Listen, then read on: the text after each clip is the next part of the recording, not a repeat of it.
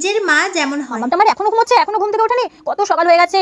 না এখন একটু মামামকে তুলি। ও মামাম ওঠো, মামাম ঘুম থেকে এখন উঠে ব্লাড ব্রাশ করো, তারপরে মুখ ধুয়ে পড়তে বসো, তারপর আবার আন্টি আসবে, তারপরে স্কুলে যাবে, তোমার কত কাজ, তোমার কি সময় আছে? মাম্মা ওঠো, আমার সোনা মাম্মা, আমার মানিকটা।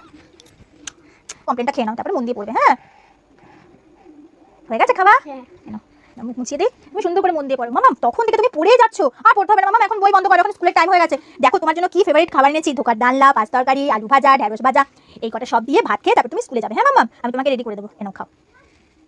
সুন্দর টিফিন দেবো তোমাকে, একটা দাঁড়ো।